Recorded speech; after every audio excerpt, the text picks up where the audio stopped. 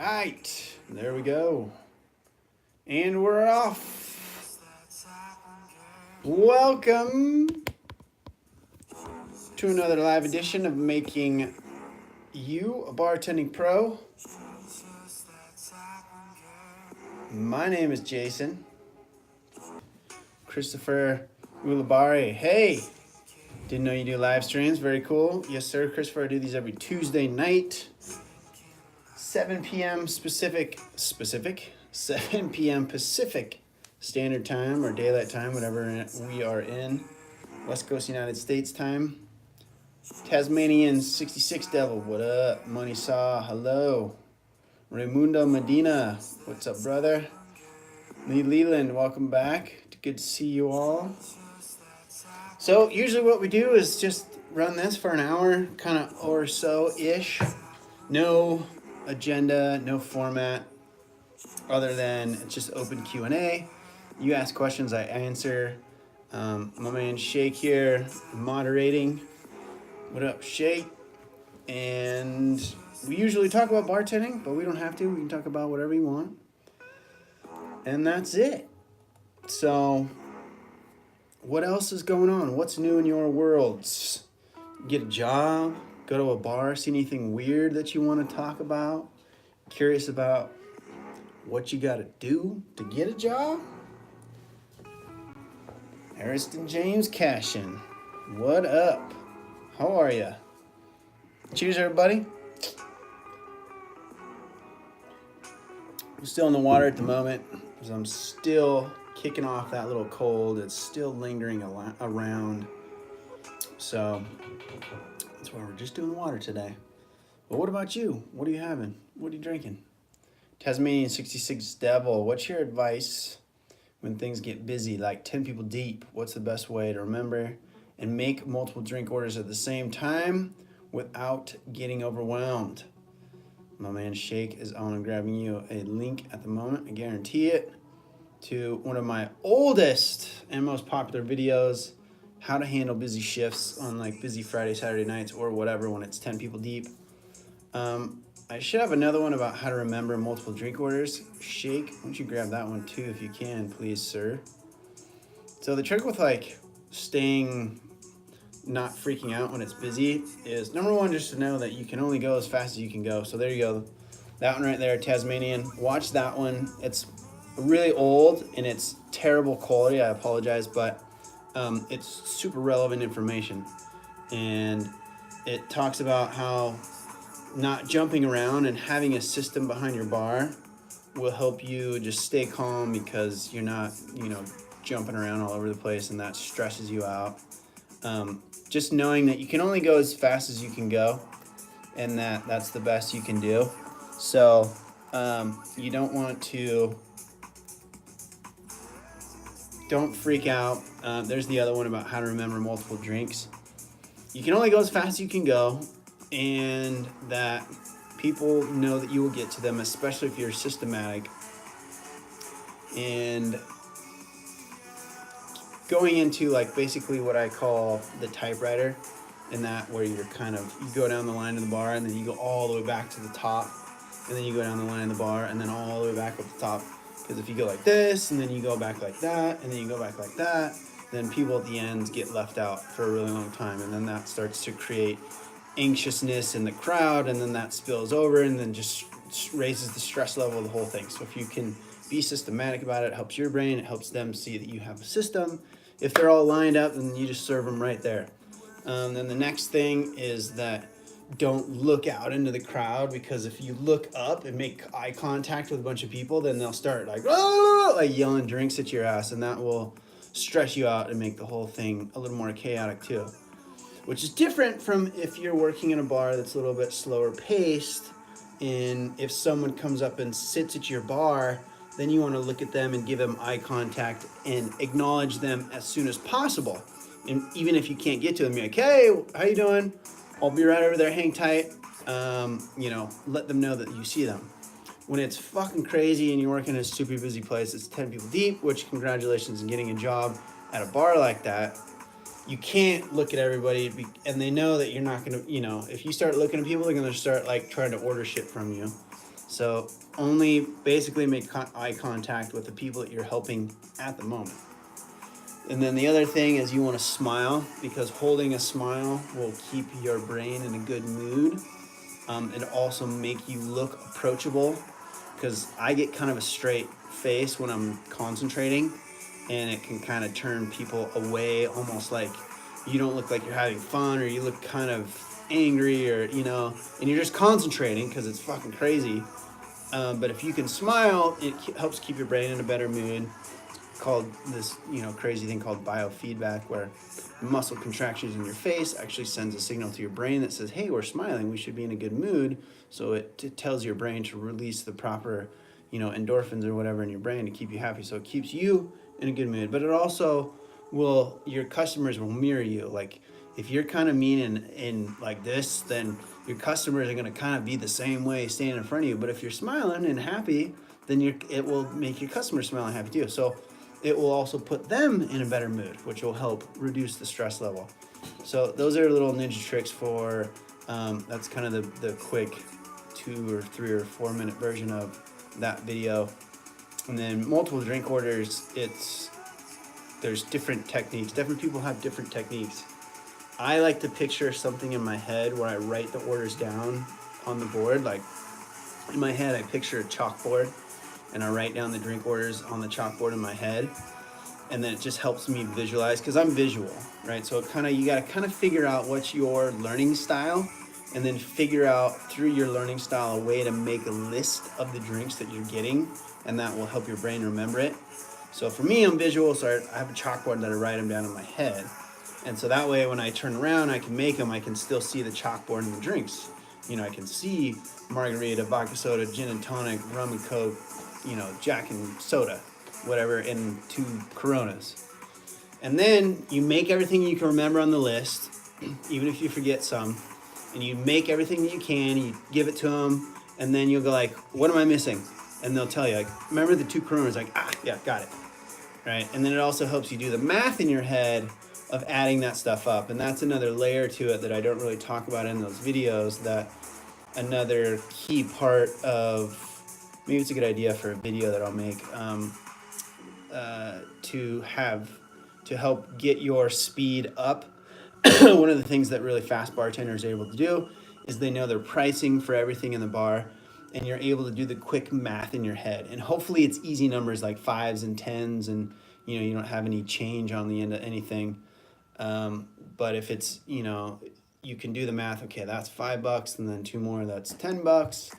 And then I need a glass of wine, that's $7, so it makes it 17. And then I need a beer, that's another 5, so that makes it 22. So if you can do quick math in your head like that, then you can just turn around and like, okay, set it all down, $35 or whatever it is, and then you can turn around and ring them up, instead of then going back to the computer after you've made all those drinks and ringing all the shit up, and then turning around and going, okay, $35 or whatever, So if you can have the number of how much the round costs to be able to calculate that in your head, then that will also make you fast. So, okay, there you go, Tasmanian Devil. That's my pitch on how to kick some ass in a busy bar. You are good, brother. Moving on. How's everybody? Good to see you again. Happy Tuesday to you. Raimundo Medina. What's the best whiskey for an old fashioned? There is no best. There is no best whiskey. There is no best drink recipe. There is no best anything. The best is what you prefer, or what your customer prefers. And that's it. Anything beyond that, of like anybody who says you have to use this or that whiskey, is semantics, and it's their own personal preference. So it's your personal preference, and what you're really the best drink, like, because a common question that I get on here is like, what's the best drink, or what's your favorite drink to make? It's like, my favorite drink to make is the one that my customer likes the most. So it's not about us, it's about them. Like, what do they like? What do they want? And with an old fashioned, it's just understanding the basics of how to make an old fashioned. And then you use whatever whiskey you like, or whatever whiskey your customer likes. And that's the best whiskey. Cool. Good stuff, guys. Good questions. Let me see. I just like to make sure I didn't miss any up top here. Christopher, the Wire Do, you're one of the reasons I became a bartender. Awesome. Learned a ton from your show. So thank you, Christopher. Glad you're getting some value out of it. Stoked when I hear stories like that. So that's why we do this. That's why I do this channel, is to help all y'all out there. Cool. Let's see here, Christopher. Again, what's your position on the WFA certifications? What do you think? Oh, do you think they are an advantage, or do you think they aren't worth the time? So I don't even know what a WFA is. That a state-specific one? WFA certification. This is pulling up Wilderness Medicine, Oregon. That's probably not it, right? Is that what you're talking about? No, that's not what you're talking about. Wilderness first aid? Wait, did I do that right? What did you call it? WFA. I don't know what that is.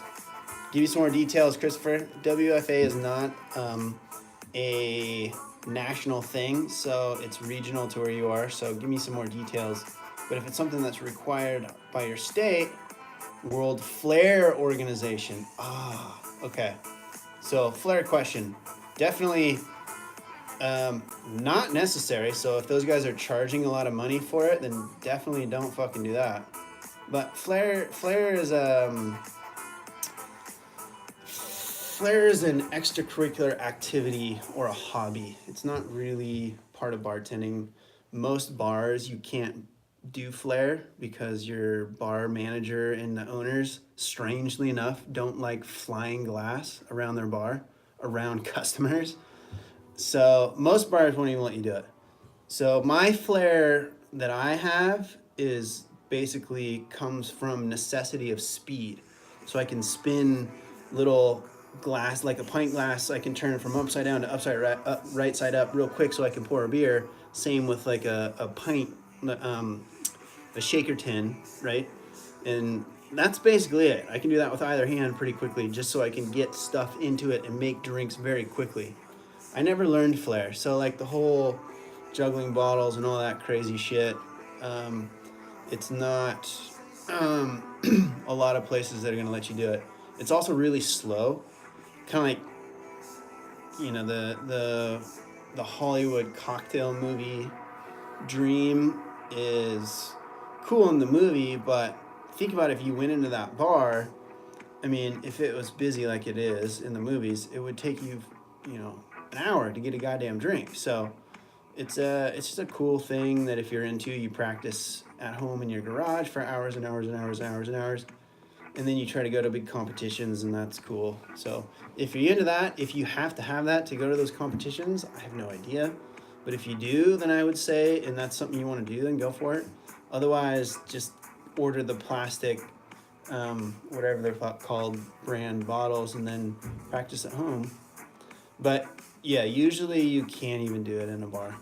So, and it was never really something I was into, but guys that are good at it, it's cool, you know. It's like being able to like do really cool juggling stuff. It's awesome, but I can't do it. And so there you go, man. Hope that answers your question. Let's see. Heaven sent, how do you cut off an intoxicated customer? Shake with the video link on it. Bam. My favorite thing, I was talking about this with somebody yesterday who works at a brewery here in town. Work at 10 Barrel, and they were talking with their coworkers about that. And my technique, the easiest way to do it is that you can usually see these people coming when you got to cut them off. Right, so you, on the round before you're going to cut them off, meaning like you're going to give them this one, but you're not going to give them the next one.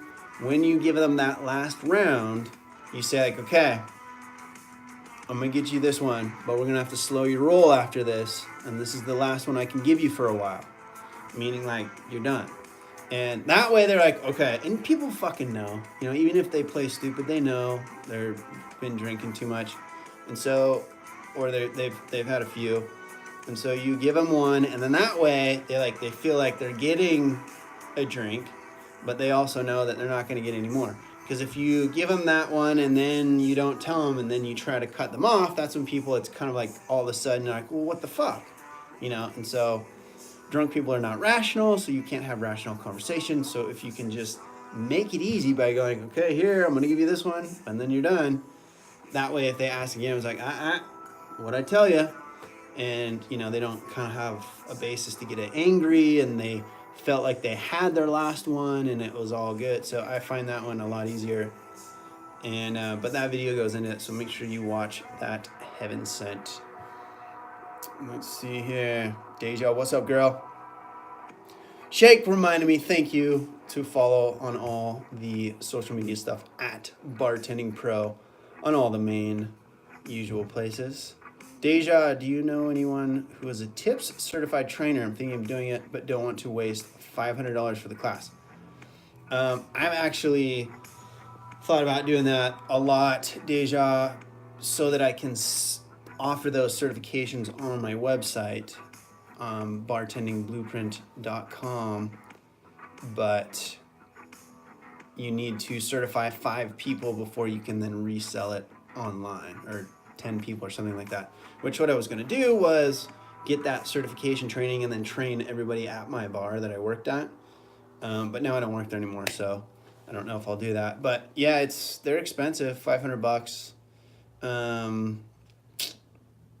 You have to, I don't even know what the trainers make at training. Like if you went to a bar and you train anybody, I can't imagine it's very much. So you'd probably have to train a lot of people after the fact to get your money back. And that's why I was going to try to do it on a website, because you can, like, I get a decent amount of traffic, so I could make that $500 back in a little bit of time, hopefully. But yeah, I don't know. I haven't talked to anybody who's an actual tips trainer, Deja, other than thinking about doing it myself is all. So let me know if you go down that road, how it is. Oh, yep. Thank you about the music, Shake. Appreciate it. I was just turning that down. Raimundo, you're welcome. Let's see here. Flair, enough, eh? Shake, making jokes. Love it. Christopher Labar, RLF. Okay, gotcha. Got it. You guys are laughing at my awesome jokes. Top shelf bottles, plastic.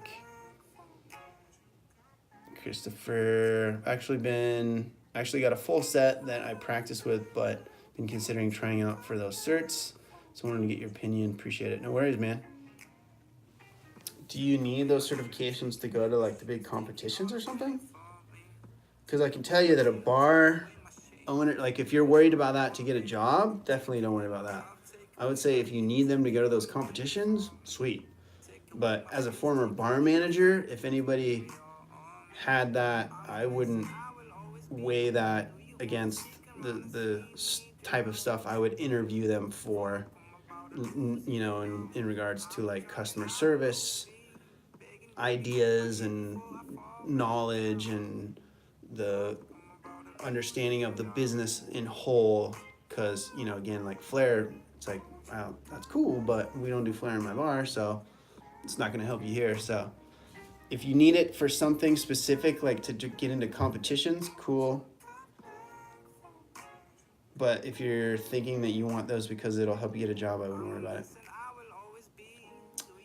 But use a lot of private parties, that's cool. Yeah. Up to you, man. I'd say it's easy, go for it. If it costs a lot of money, don't do it. Unless you really, really, really want to. But that's my 2 cents. Right on. Good questions. Cheers, everyone. So what else is new in the world? Summertime's coming. I know it's probably summertime for some of you already. You know, down in San Diego, it's been quite warm and nice down there. Parts of the Southwest have been very hot and nice. We're getting there up here in the Northwest. Slowly coming into the summertime warmth. So Christopher's like, yeah, I work at a wedding venue on the weekends, and my events manager isn't a fan of flying glass either. Yeah, normally not. Usually it's a cool thing, like at your own gigs or at your own house or whatever. But that's kind of it. But, you know, doesn't mean it's not cool. Might get you some ladies might catch their eyes like, ooh, that's pretty cool. Who knows? I don't know. Just saying. What about me? Nothing else going on. Lots of work going on. I work in the cannabis business now, so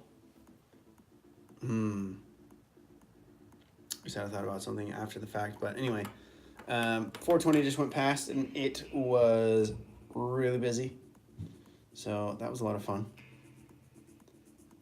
Teja says, I wish I could be a flair bartender. I'm too clumsy. That's why you gotta practice. You gotta get those things. It does get a few looks, Christopher says.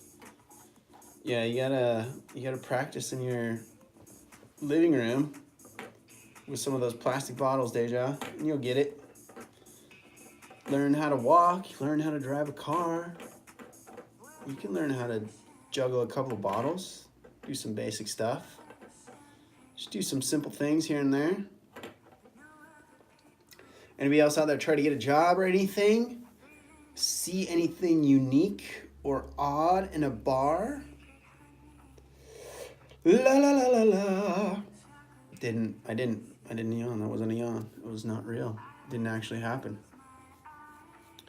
You know, nothing going on out there in the world. Because remember, you guys gotta ask questions. Otherwise, we're just like, all right, we got it all answered. We'll get out of here. And that's kind of the catch with these live streams. If you guys aren't asking questions, then we'll just call it a day. Chris says I practice throwing those bottles for about 3 hours a day, every day. Damn! That's crazy. Have any samples of a good sativa? I don't have anything on me. I work on the marketing side. I do the digital media stuff, so I don't work in the green side of things actually. I mean, it's around out at the shops and down the road at the facilities, but not here. I'm just in the office where we do all the paperwork and the digital marketing shit. 808 Fiend, how much wine knowledge is needed when starting? Depends on where you're working, Fiend. So if you're going into a place, or I should say, if you're probably starting, so you're not working anywhere yet, think about the places that you're going to go apply at. And you should be applying it a lot, so you should have some basic wine knowledge. And this is a video that I've been meaning to make with my wife. She's supposed to help me because she's a very knowledgeable wine person.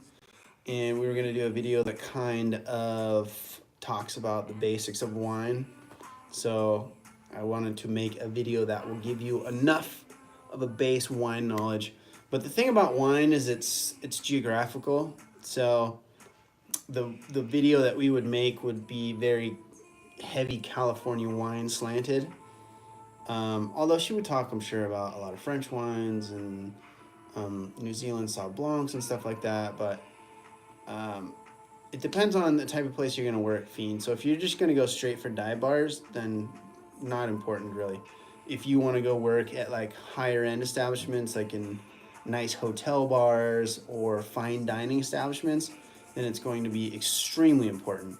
So you got to kind of figure out the style of places that you're going to go work at, or that you want to work at, or that you're targeting already, and adjust your wine knowledge accordingly. Usually you can get by pretty well with knowing the main wines that are kind of popular at most of those establishments in your area, because again, it's the same. There's usually just a couple of liquor distributors in a certain area, and they distribute all similar wines. So you can go two places and take a look at, what's up, Fitzgerald Rios? You can take a look at their menus and see what's popular. I'm sure there's places that you can go in and do wine tastings and just talk to some of their staff, and they'll give you a whole breakdown of wine for hours and hours and hours. So just get it on the tongue, do some tasting, try to see some basic differences, learn the main distinctions of the wines in your area that are popular. And it really, more than anything, it's the type of place that you want to work in or that you think you're going to work in. And if you can figure that out first, that'll help you decide if you need a lot of knowledge, fine dining type stuff, or next to nothing if you're just going to go work in some, dive bar type styles. Pretty much dive bar for now. There you go. Keep it basic, keep it simple. Christopher Ulubari, what do you prefer, sativa or indica? Sativa for the daytime, indica for the nighttime, brother. That's some Kanye college dropout shit right there. No, it's calm and easy stuff. You got hybrid, everything in between. I actually prefer kind of the hybrids over the indicas. The straight or just variations of the hybrids. The straight sativa, I find it's too fucking anxious. I feel, a sativa is like an upper. I feel like I drink coffee. And if it's super high THC sativa, it gives me fucking almost anxiety. Whereas, like an indica, it'll just put you to sleep sometimes. So I like something a little more in between on the spectrum. Belief Denise started 2-week bartending school yesterday, but I feel like it wasn't the best thing to do. I think they're just teaching some weird drink recipes, which I could learn myself online. Bang! I don't know if that was ironic in stating that, but that's the whole point of why I started this channel, Leaf. And you may find that if you get into that and then you go dig through all my videos that I have, that there's a lot of that same stuff here, brother. Basically, bartending school, as I've said on here before, the whole benefit of bartending school is it's cool because it's semi-realistic practice. It's not the real thing, and every bar is going to be different. And the bottom line is that you're never just going to get a feel for doing it until you do it, and that's all there is. But you can get a kind of basic feel of being behind a bar and making drinks, and you can work on your pour technique. But that's pretty basic stuff that you can do at home. You can't taste it either because, as you're probably realizing, it's made with colored water. Most bartending schools, and a lot of the drinks in getting your technique down, in my opinion, is testing and like just little tasters here and there. But if it's worth the price to get the realistic practice, then it's cool. It's not going to hurt you, but it may not necessarily be. It's definitely, as Deja said, it's definitely not necessary. And most bartenders never do it. But, hey, you're already in there, so take what you can from it. And no worries.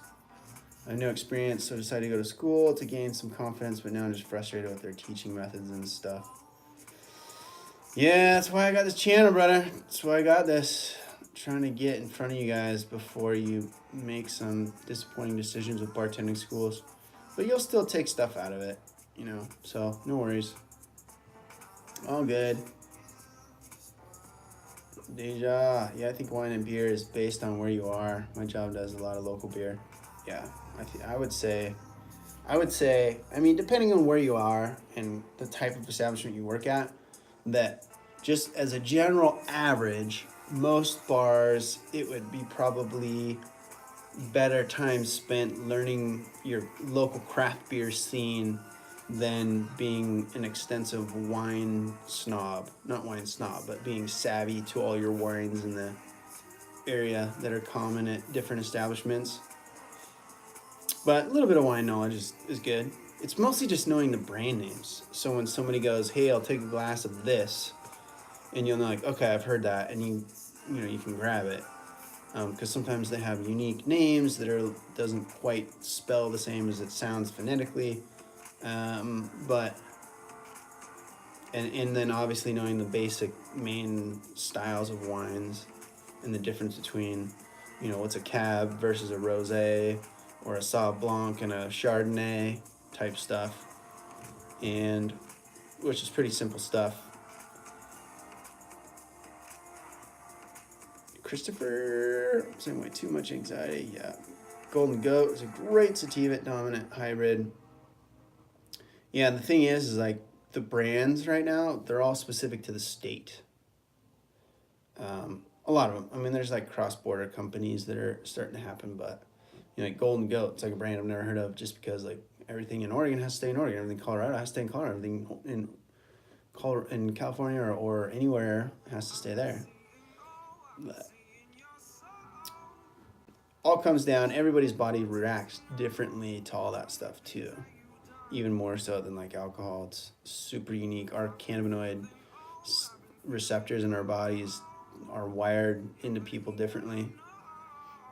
I literally binge watched all the Bartending Pro videos for a few days before my first bartending job, where I lied and said I had experience to get the job. That's right, Deja pulled it.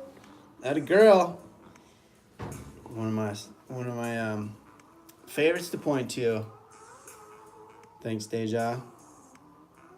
Embellished. Yep, exactly. Just fibbed a little bit, just a little fib. Hey, look, all you guys are trying to do is survive. You know, I have no problem with an innocuous white lie fib that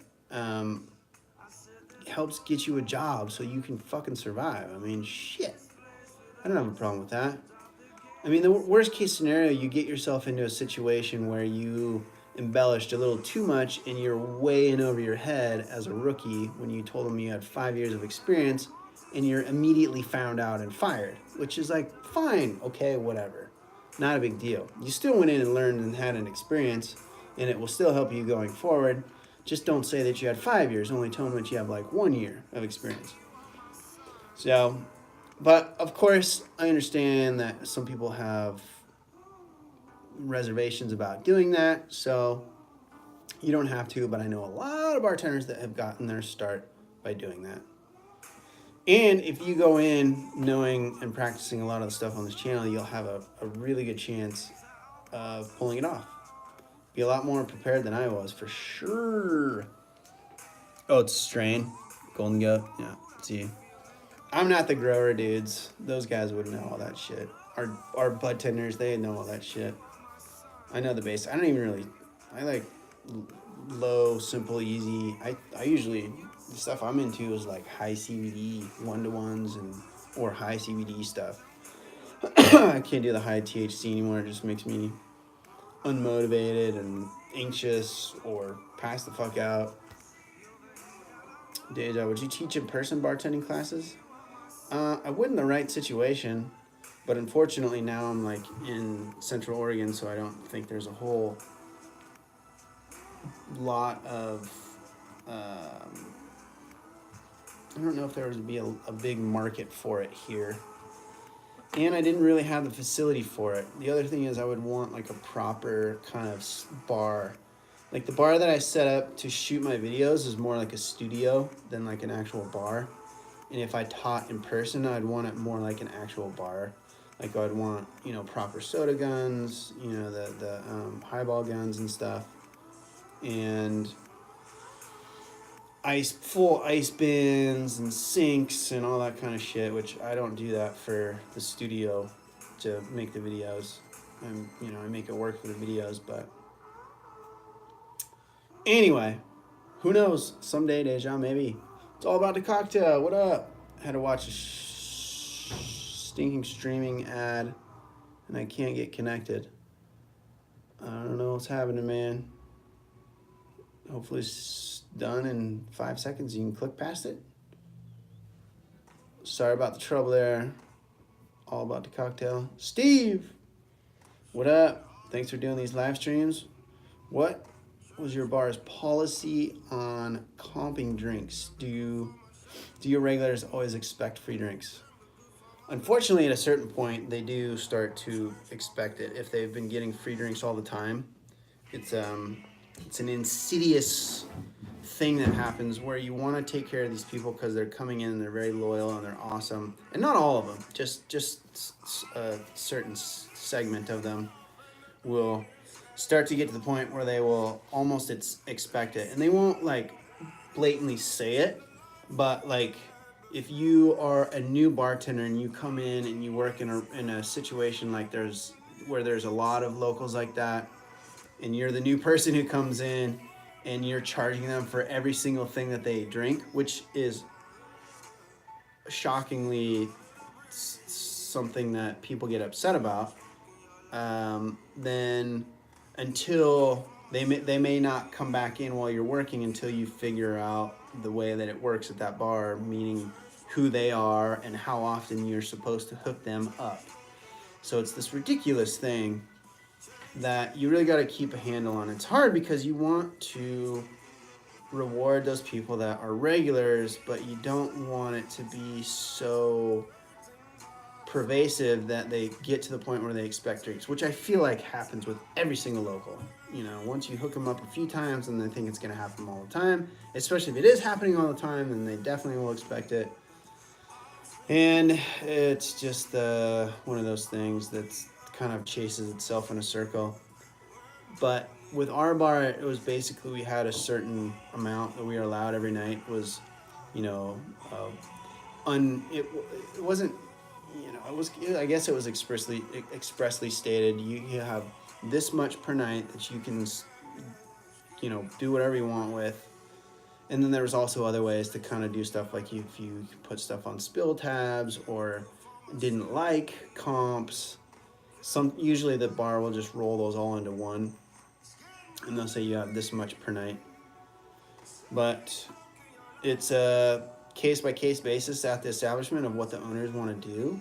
I'm personally of the idea that I look at that as like a marketing cost, because I know I know some owners and managers that I've worked with in the past that look at that as like is like going directly against their pour cost, which it does, but they're trying to squeeze it down because they have this idea of their head of what they want their pour cost to be, because that's what they've heard a successful establishment's pour cost should be, or something like that. And so they're like, well, it has to be here, and so we can't give away that much. Whereas like every company, every business needs to do promotion, and you need to somehow advertise or market or promote your business. And for me, I look at that as marketing and promotion of having a comp tab so that you can take care of people, whether it's your locals or the couple that's in town for their wedding, or like a new person that just came into your bar. Like, you want to be able to hook them up, and what it should be used for is a tool to help get people having, if there's like especially if it's like a new person and they're really cool and they're hanging out and talking to you, and they have a round or two or three and they eat and stuff and they hang out for a while, and it's like, hey man, you're cool, let me buy you a round. And it can help turn them into locals. So you can use it to help kind of galvanize people that may come in often or kind of every so often, to really help be a catalyst for them to like, yeah, those guys are awesome, I like going there, and fuck, that guy's cool, man, he bought me a beer the other day, like that guy's my bro. So that's kind of my 2 cents about it. Like, if I owned a bar, I would have a pretty hefty house tab allowed for my bartenders. And then I would look at it as a marketing cost. But cool. All Out Cocktail made it in. Sweet. What's up? Shake. We actually have a local brewery sample some CBD infused drinks this weekend. Oh, okay. Nice. A lot of this CBD infused stuff is, you got to be careful with. I don't know what the laws are in Colorado. It varies from place to place, but any mass-produced stuff is generally coming from foreign CBD distillate. So a lot of people, it's made in China, and then they, you know, because they grow hemp all over China, and they turn it into CBD, especially with all the stuff that's going crazy over here. The problem is that you want to find out where the CBD and the distillate is coming from, you know, because hemp and cannabis, which are, you know, genetically the same plant, but they are they restore the soil, and they'll pull toxins and shit that's in the soil out of the soil, and they absorb it up into the plant. The problem is if you then take that plant and you know, process it into a distillate, those heavy leads and toxins will be in the distillate. And so in places overseas, a lot of those places that make that wholesale distillate that's sold across the country, you know, if you see a company that sells something across state borders, then it's definitely, or not, it's not always, but it especially if it's like a cheap, just, you know, somebody's trying to make a quick buck type stuff, guarantee that the quality of that stuff is not that high. So you really want to backtrack of the source of where that shit comes from right now, because there's a lot of opportunistic people that are making a lot of fucking money, but it's also, we're gonna find out many years down the road from now that a lot of it had a lot of sketchy shit in it. So just be careful. Anything infused with any sort of cannabis product, make sure you know where it's coming from. And if it comes from overseas, then don't. And I'm talking about the plant that is physically grown to create the extractions or the concentrates or distillates to make the products, even if it's hemp or whatever, especially if it's hemp, then make sure that it's, you know, coming from reputable sources. Otherwise you're getting all kinds of sketchy shit that you're not privy to, because there's no regulation for them needing to test or disclose it. Okay, so that was a big tangent on weed. So, Christopher, what's the craziest thing you've ever seen another bartender do behind the bar?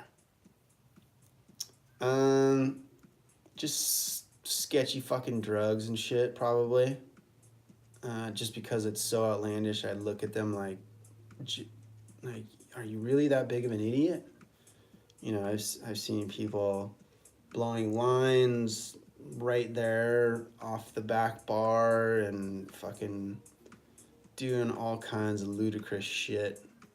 Usually has to do with drugs and or sexual acts with other employees or customers. So I won't go into details, and I'll leave it at that. But yeah, if you work in this business long enough, you will see that it's a very, can be a very seedy, sketchy character-filled world. So, good times. FKA lids? Wait, FKA lids. Any more tips for barback just starting out? Yeah, me shake. Will you grab that barback video? My latest one, por favor. Oh, there it is. Oh, wait, no, it's not it.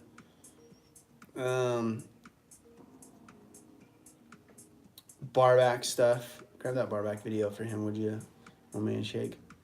Yeah, FKA, I got a full video about barbacks. The nuts and bolts of it is that you basically want to learn your bar's routine. So what's the flow that the bartenders are going through most often, and like what are they running out of most? You know, they're going through ice really fast, and they go through this beer and this alcohol really fast, and we're constantly needing like napkins and fucking forks or something. And being able to anticipate what they need before they run out of shit, and then getting it and keeping it stocked so they don't have to ask you to do anything. Like basically you want to keep them stocked and loaded and ready to roll without them needing to, yeah, there's a couple of videos that Shake put up, FKA, so check those out. Because they, you know, you want to set your bartenders up so that all they have to do is just go. You know, they're just making drinks as fast as they can. And then once you get the flow for that, and then slowly start helping them, and eventually start to plant the seeds that, hey, you want to be a bartender, and then, you know, you'll start to build rapport with these guys. You'll start to build, you'll have good relationships with them very quickly, and they'll figure out that you want to be a bartender, and then you can show them your skills and all that kind of good stuff. Right, getting close to the last call here. So we're talking 5 to 10 minutes and we're going to shut her down. So if you're hanging out watching and you got a question, ask now, or you will have to wait until next week. So FK says, how do you feel about having protection when you leave after hours just in case you work in a sketchy high volume area? Yeah, I mean, fuck, I would, if I worked in a super dicey spot, I'd probably have like a little, you know, the little mini mace canisters, the ones that like chicks that go running and or something in same type of situation in dicey areas. Just have just a little one on your keys, so if some knucklehead tries to pull some shit, you can just blast them in the face. I would say that would probably be my thing, because I wouldn't want, you know, unless you go through the whole like conceal and carry, and then that's like a whole other ball of wax. I wouldn't want like a fucking knife or something, because if somebody's a ninja and they take it from me, now I'm fucked. So I would feel like, for me personally, I would go mace. Mace those motherfuckers. Christopher, what would you say your top 5 required tools would be behind the bar? The ones that are required for your bar, it depends on where you work, right? So it's like, if you're only gonna, it's hard. What do you consider a tool? You know, because you need pour spouts on all your bottles. You need bottle openers. You need shaker tins. You need glasses. You need bar mats so you don't make a mess. You need bar towels. You need the little sugar salt rimmers. So you need all of it. There's not like a top 5.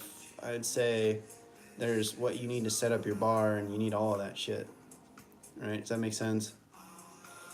So just, which isn't a lot, but just look at a bar, what they have set up. Usually where you start to have extensive things is if you work in like a craft bar, and there's tons of ingredients and handmade oils and tinctures and flavoring ingredients or whatever.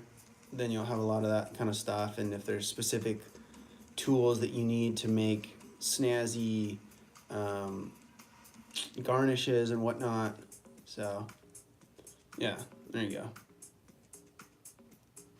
go. Ooh, Shake, do you have any questions during the week? Feel free to send a message on any of, oh yeah, I was reading it like it's a regular question.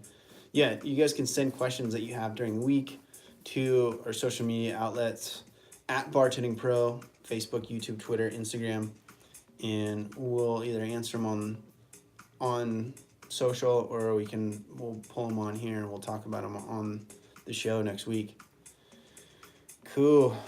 Christopher says, if you get an OC pepper spray, check your local laws. Some of that stuff is really bad. I spent 12 years in the Navy, and we had to carry on security patrol. Terrific stuff. OC pepper spray. There you go, FK.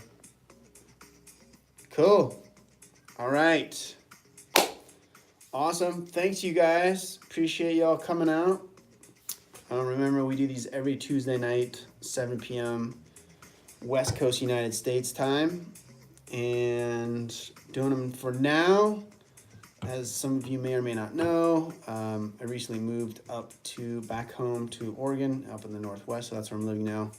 And I'm in kind of an in-between apartment, and my wife will be moving up here soon, and then we're going to be moving into a full, like, where we're going to live for a long-term period. And so I have not built my bar, and so that's why these last few months I've just been doing live streams. But I will be back into a real house where I will rebuild out the bar to start continue making the full videos soon. Until then, tune in next Tuesday, same time, and I will see you guys all then. All right, get out there, kick some ass, knock on some doors, drop some resumes, follow up as many times as you can until it takes to get a job, and it will happen.